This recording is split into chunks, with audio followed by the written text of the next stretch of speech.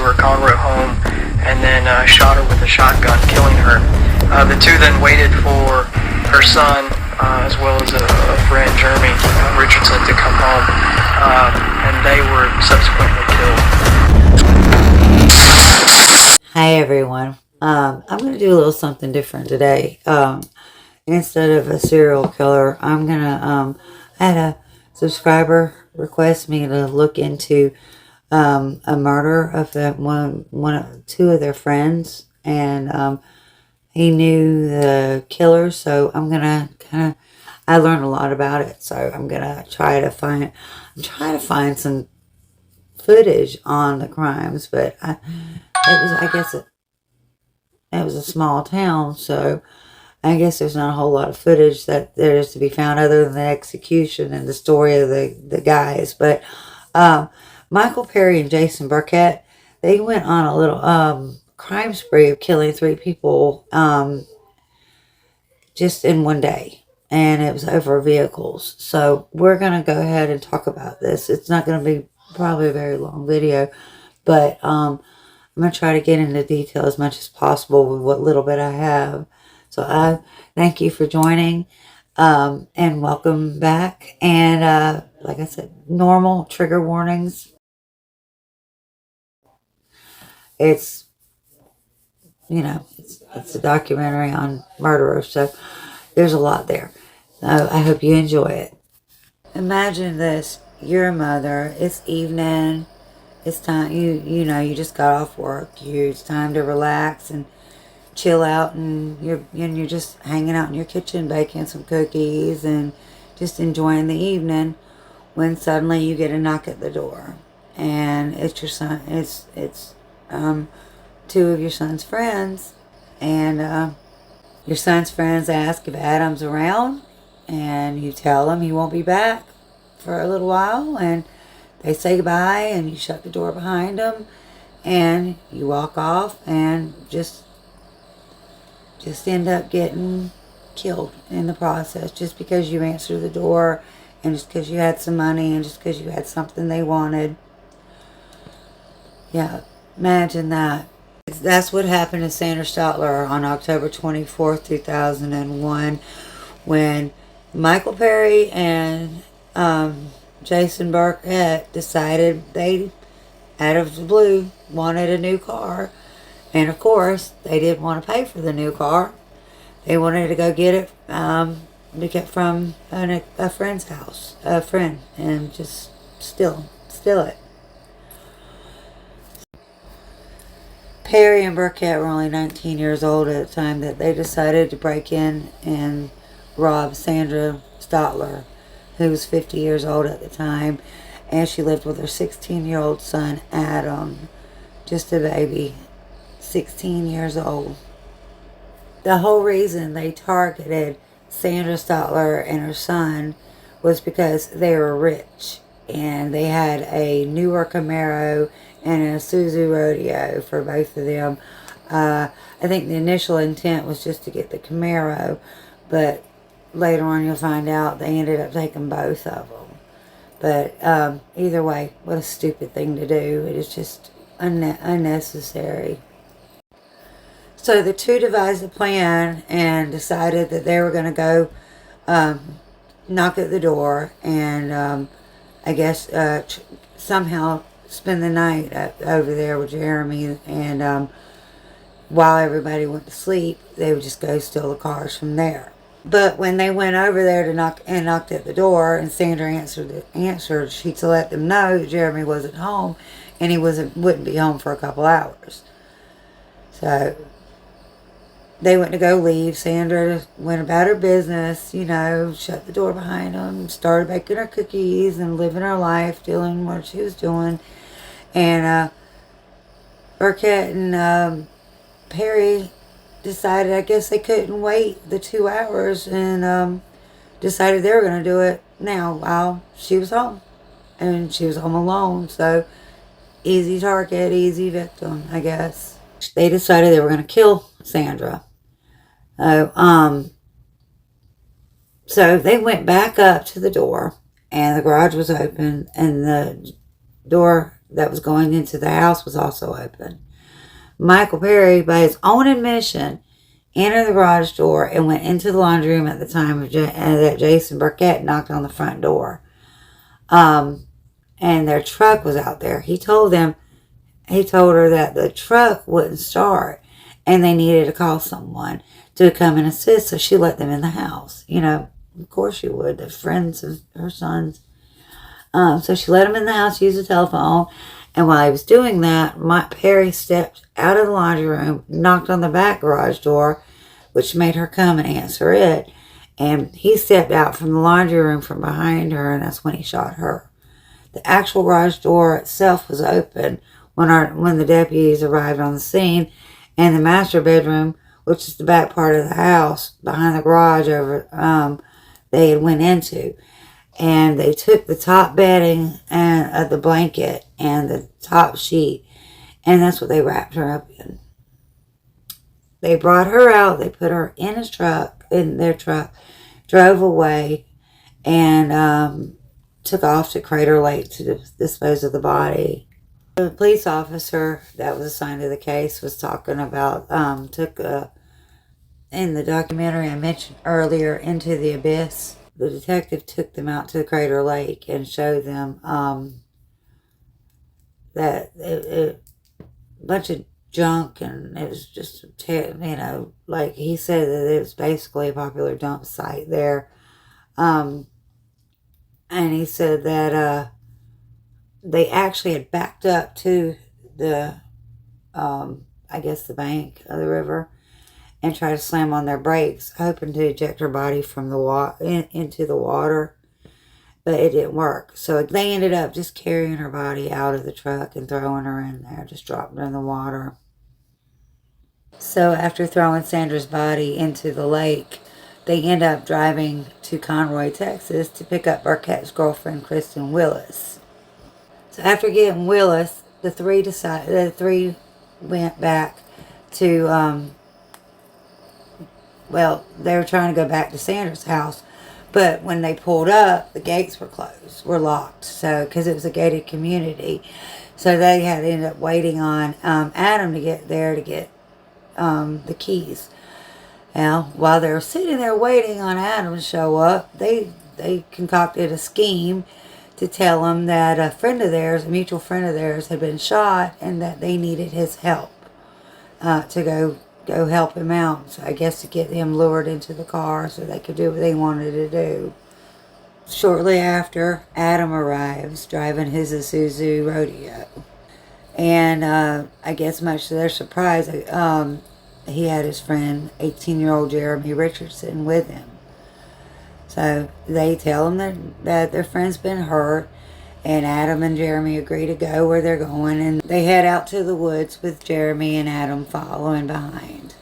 Four got out while Willis stayed in the truck. But according to Perry's initial confession, Burkett approached them alone with a shotgun after Adam parked. So Perry is saying that Jason did all this, that he went and killed everyone alone. That Burkett had fatally shot Richardson earlier and asked them if they heard gunshots. And he told Adam that he'd take him to the others, and Adam followed him. Perry went back to the car, saw Burkett shoot Adam 3 times. Perry then stole Adam's car keys from his body. So Perry was involved. He's saying he was involved, but he didn't do the shootings and play a part in the killings. Anyway, the two drove the rodeo. Willis was upset. She took off. She went home. So Burkett drove Perry back to Sandra's home. Perry stole Adam's wallet and the keys and drove off with the Camaro. He had stolen Adam's wallet with the intentions of using his ID card, his license. And he gets caught with that later on. So, I tell more about that, but he gets caught with that. Perry and Burkett then go home, clean themselves up, get all niced up, cleaned up, and decide to go to a nightclub and party, have a good old time after murdering 3 people and dumping their bodies and all that good stuff that they did. Yeah, real nice. Real nice. Before the body of any of the victims were found, these boys were driving around in these cars that they had stolen and committed murder for and were lying to people.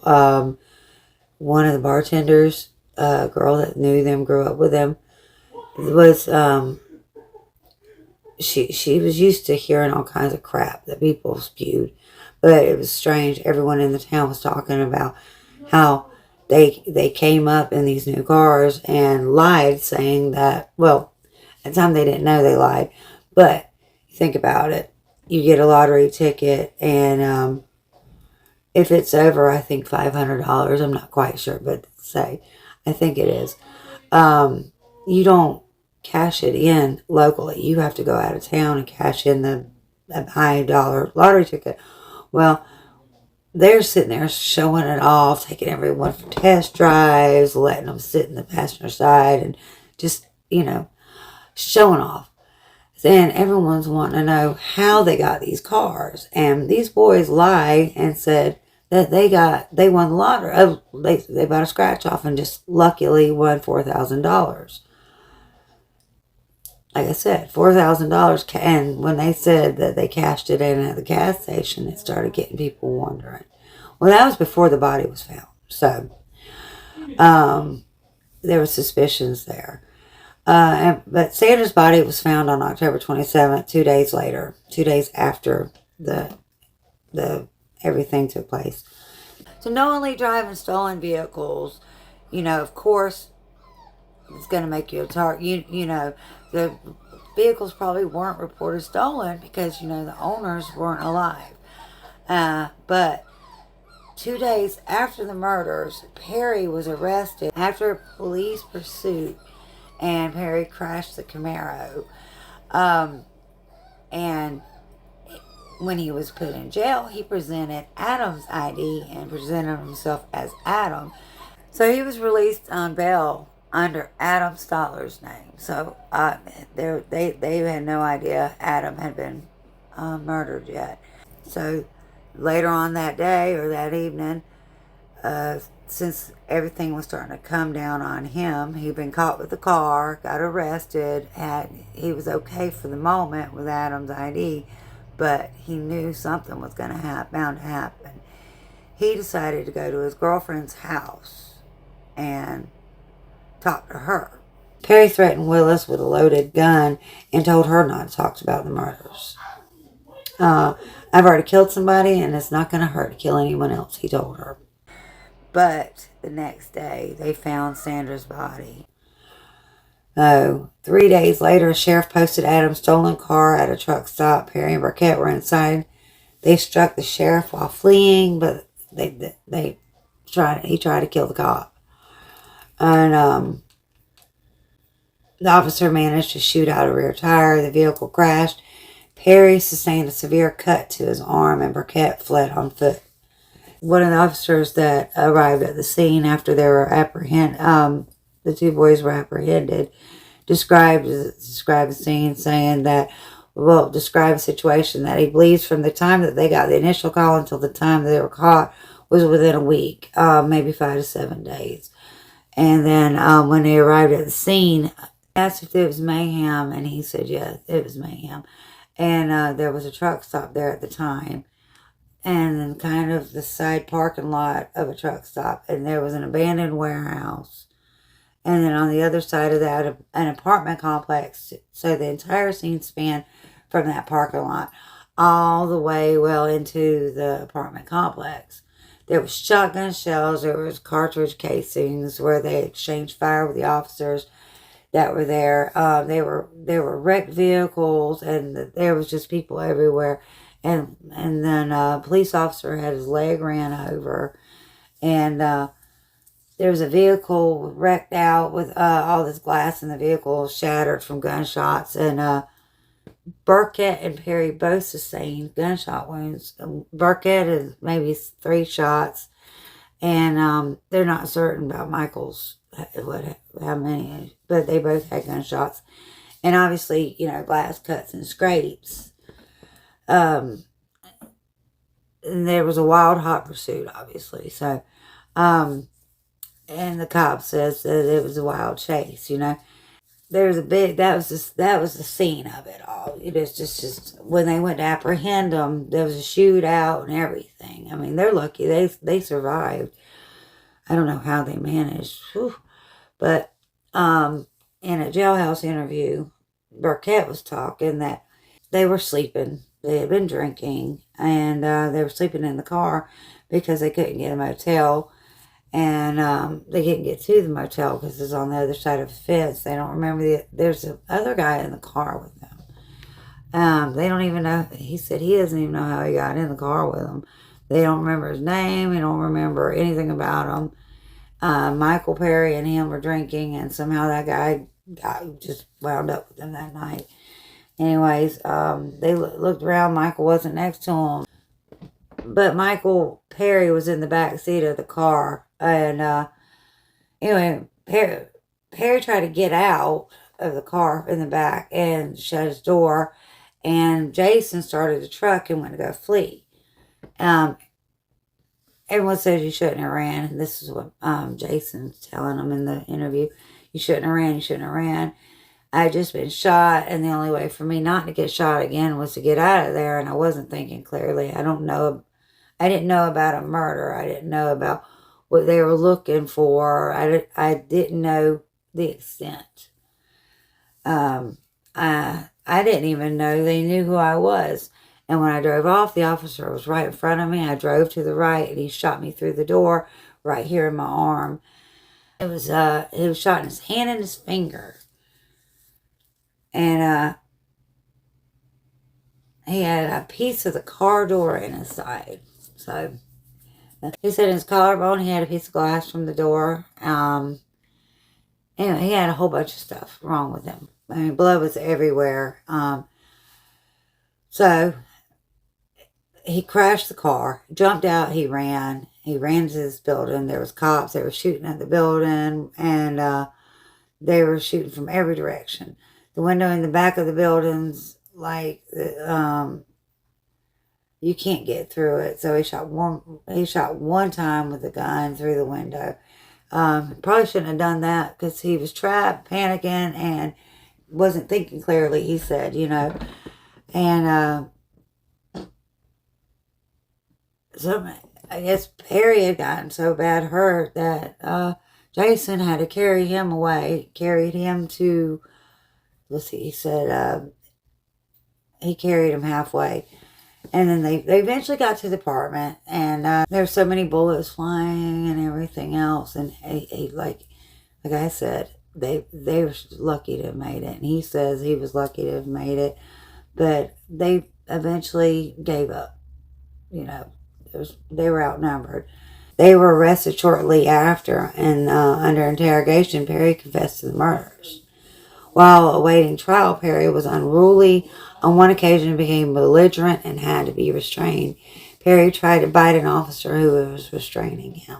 So Perry was initially the one who showed the location of where the two boys were. And his sister, Adam's sister, was just found out the news about her mother. And she said that whole week was just a blur. She was watching the news, and it was like Monday morning, and she saw helicopters flying, and Ronnie's truck stopped here. Well, they live a mile, and she had a glimmer of hope that she thinks Adam got away. He found his way home because that's the exit you get off to come to her house. So she told her husband to get in the car, that they were going to go down there. And they showed where the crime scene, the helicopter, she knew where it was, her brother's car, and all that was on the news. She went up, and she saw all this stuff on the car, and she's like, oh no, that's not Adam's car. He doesn't have all that stuff on there. Stuff meaning like stickers and the gauge, AB. Yeah, she saw all this kind of stuff, and she's like, oh, that's not his car. And then she saw the license plate was riddled with bullets. And they had just chased them down and caught them in an apartment complex. And she was like trailing behind them. And they left to go to the hospital. So she followed the, ambulances and things. And she told the hospital people, she's like, just please tell me, because Adam was missing since Wednesday, she said. And it had been Monday. And she said, please tell me, was Adam with them? And they said Adam got shot. And they took him to the hospital now. So Michael Perry was still saying he's Adam. He was found with Adam's ID, lying, saying he was Adam. And he got out of jail. He was bonded out of jail. And because of all that, the sister believed he was still alive, And she thought her brother was safe, only wounded at this point. But she was actually told that Adam was safe, But she's like, thank God. And she started calling hospitals, trying to figure out what hospital he was at. She described him, and finally she got a nurse. And anyway, she found out there's a kid there, and she said, that's not the kid that's here, ma'am. But she had hopes up and everything. Needless to say, all of a sudden her world was ripped out from underneath her. Everyone was gone. She called the Lieutenant Davison, and he told her to come down to the police station. She told him, she said, no, please, I'm watching you on TV right now. Just tell me if that's Adam. But the cop said, I really wish you would come down to the station. And she said, just tell me. No, just tell me. And finally he told her, yes, it's Adam. And he's gone. She said she literally she fell to the floor. Her knees literally went weak. She never believed in that expression until it happened. That her knees just gave out on her. And it broke her heart. It killed her. It tore her up so bad. She just went limp. So, anyways, the cops said where they were found was a road called Lindsay Lane. And that was where Michael Perry actually directed them and told them that he would find two more bodies. So they went down the road and they split up. They found Adam in the streets. Discovered his body. They found Adam in the street. I mean, I don't know exactly what happened, I guess in the streets, but now Jeremy was found in a dense wooded area. And the crazy thing is, the cops didn't understand how they had to take machetes just to get to him. How Jason managed to put him there and get in there himself. They're confused by that. But obviously something had happened, and Jeremy got away from Jason and ran for a good distance and was being shot at. They don't know if maybe Jason stuck a gun in his face and he took off, or if maybe he heard Adam getting killed and getting shot, and that triggered him to run. He knew something was up. So he tried to get away. That's an awful thing. He tried to get away, but he didn't make it. And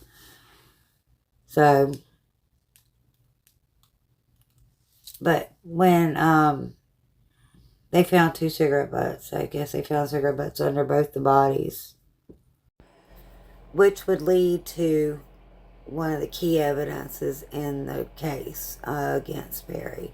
The cigarette butts had his DNA on them. It proved that he threw the cigarette butts down before the body fell. So he shot him. They go to trial, and Perry takes back his confessions, stating that he was just basically at the wrong place at the wrong time. That it was all Burkett. It wasn't him. So, to simplify the cases against him, Perry and Burkett were each only tried for 1 count of capital murder. Perry was with the killing of Sandra, and Burkett was the killing of Jeremy Richardson, with the prosecution seeking death sentences for both of them. Willis was granted complete immunity. in exchange for testifying against Perry and Burkett. During her testimony, she said she was scared of Burkett. Perry later tried to imply that Willis had gotten a deal since her father was a cop. But no, that's not what it was. And February 2003, Perry was found guilty of capital murder, and it only took 2 hours for the jury to deliberate. Among the evidence was Perry's DNA on cigarette butt underneath one of the victims. The jury deliberated another 6 hours before deciding whether Perry deserved to be executed. And during the trial, Perry said he was innocent and claimed his confession had been coerced. But in October 2003, Burkett was also found guilty of capital murder. During the sentencing phase, psychologists and family members testified about his dysfunctional upbringing. The defense had Delbert Burkett brought from prison to testify. Delbert begged the jury to spare his son's life, saying that he was a horrible father and that he had failed his son and his family. And after Delbert left the courtroom, 2 women broke down in tears. Jason was spared execution by only 2 votes. He locked up. Recounting his father's testimony years later, Jason said it was the only time that he became emotional during the trial. The hardest part was for him to look at me, and it seemed that he was sincere, that he really was sorry for, what he had done throughout my childhood. That's what Jason said. He said he had been in prison. I don't blame him for it, but I've seen right there that he understood that it did affect us, and I cried that one day, and that was it. The whole trial, even after the conviction, the only thing that hurt me was my dad. Lisa Ballon, Sandra Stotler's daughter, was not swayed by the history of Burkett's childhood abuse, neglect, drug addiction. She said that while she did not necessarily want Perry or Burkett to be put to death, she thought the alternative, life in prison with parole eligibility after 40 years, because Texas didn't have a life without parole at the time of the murders, was just too lenient. And then all the testimony proved to her was that Burkett was irreparably broken. Perry continued to maintain his innocence on death row. Shortly before his execution, the case began, what I spoke of earlier. It's Into the Abyss by Werner Herzog. And he said that he reviewed the case beforehand, and that the proof of guilt in the case was overwhelming. Now, what got me was that Perry had the nerve to write a letter, and if he was innocent, forgive me for not believing it, but the letter started off with him saying he forgave the families and everyone associated for the atrocities against him. And it went on to a long, long, long letter of what he's trying to prove, and that he's innocent, and they know this, know that. But the cigarette butt was underneath the body. He was there. He's saying that it was all Jason. So he died stating his innocence. He never fessed up, never said what he did. He was executed by lethal injection at the Huntsville Union on July 1st, 2010. Perry's last words were, "Yes, I want to start off by saying to everyone that's involved in this atrocity, they are forgiven by me." What I was saying. "Mom, I love you. I am ready to go, Warden. Coming home, Dad. Coming home, Dad." Perry's adoptive father had died just a few weeks earlier. Perry cried as he spoke. After Perry's execution, Stotler's daughter, Lisa, said that she took no joy in Perry's death and expressed sympathy for the family. However, she felt that the final declaration of innocence affirmed the jury's recommendation of death. "I needed to look into his eyes and see if he was the monster I had made him out to be. Because he was just 19 years old at the time," she said. "When he said that, I knew that he was. I knew that the justice had been served. Burkett had made several appeals, all of which had been unsuccessful. In 2018, his girlfriend was arrested for trying to mail him meth. Burkett will become eligible for parole on November 1st in 2041. For his parole, Delbert Burkett was in prison across the street from his son. He had been serving a 40-year sentence for indecency with a child. Delbert Burkett died on June 6, 2022 at the age of 66. Now, there's a lot more things I wanted to talk about, like a little bit about what they were trying to say about their history and things. I guess I'm doing this a little bit different than usual. Usually I talk about that first. So Perry's biological mother was a teenager, gave him up for adoption at birth. His adoptive parents were caring, but had great difficulty controlling him, and got him into a counseling course in Florida Everglades. After Perry dropped out and started stealing from his adoptive parents, they admitted him to various reform schools and therapy programs, all of which were unsuccessful. In an interview years later, Perry said, "I had opportunity after opportunity, and I wasted them and rebelled. That's one of the reasons why I got the death penalty," he said. In first grade, Perry was diagnosed with ADHD, attention deficit hyperactivity disorder. In seventh grade, he was diagnosed with oppositional defiant disorder. In eighth grade, he was diagnosed with conduct disorder. Perry was admitted into a mental hospital twice. He did not qualify for special ed classes in elementary school. He became a truant in middle school. He left home, returned whenever he felt like it. He also stole from his mother's jewelry and tried to sell it. Stole and crashed his family's van, broke in a neighbor's home. During this time, Perry received counseling from psychologists and psychiatrists. 1997, Perry went to the Boys Town, a reform school founded by Edward J. Flanagan in Nebraska. 3 months later, he threatened an official there, saying, "You people work here. I don't know why you work here. People like me who are going to rape or kill your kids, Perry was then sent to the locked section of the facility for 4 months. He did not meet the requirements for mental health treatment provided by the facility.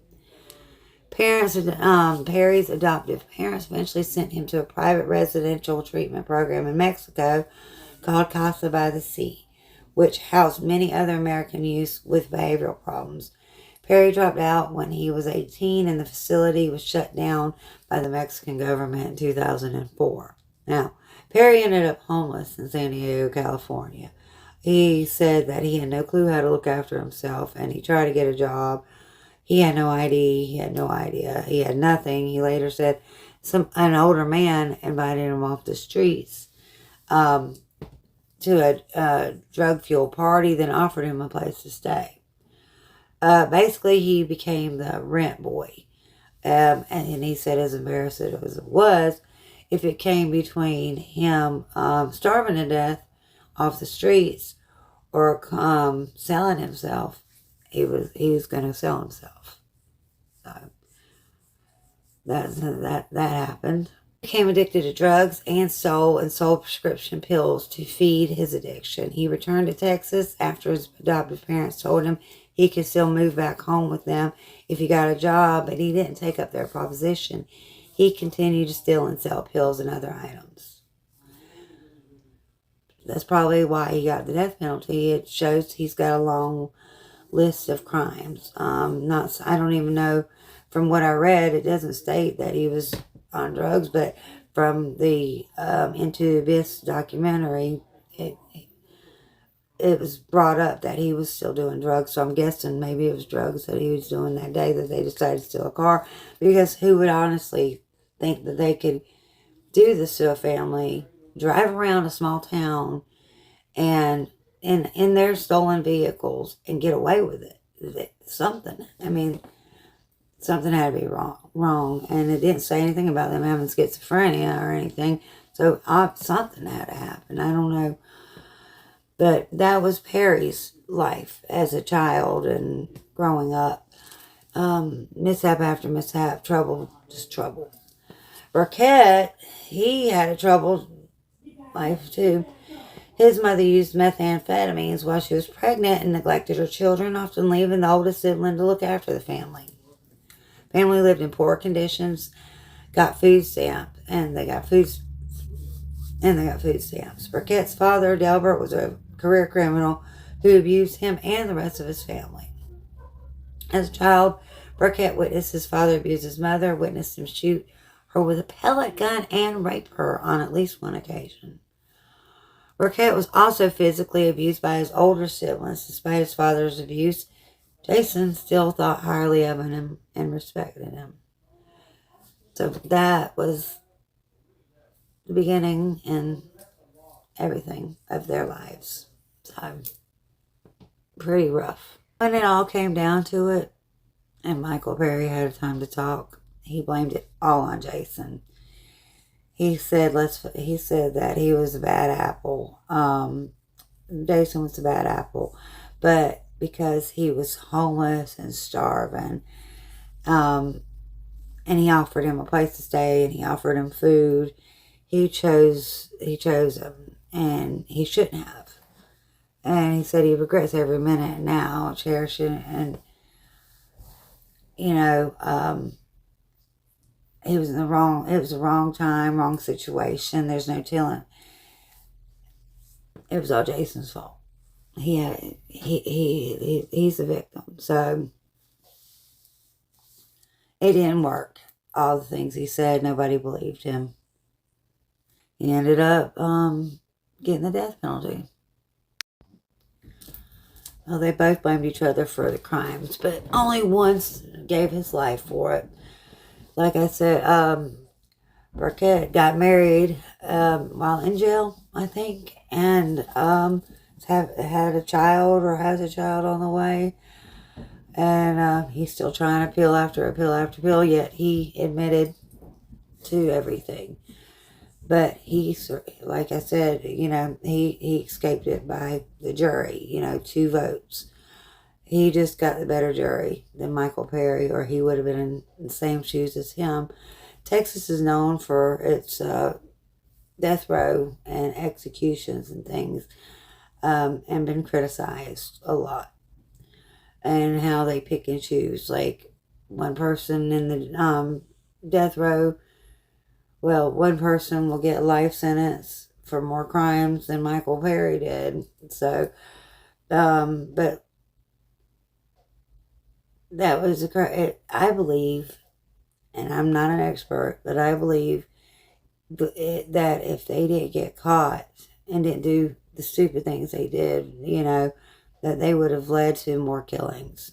Due to the things I've read and the documentaries I've been doing, I believe that it would have gotten worse and there would have been a string of deaths. I don't think they would have ever changed until they got caught. So the death penalty is the best thing for them. And or life imprisonment. Thank God. I think it's without parole now. I'm not sure. For Jason, it didn't state so. But it was a terrible thing. But thank you for checking my channel out again, and please like and comment and let me know what you think. If I said anything wrong, or if you got any suggestions for anything else, let me know. Thank you. Come back again.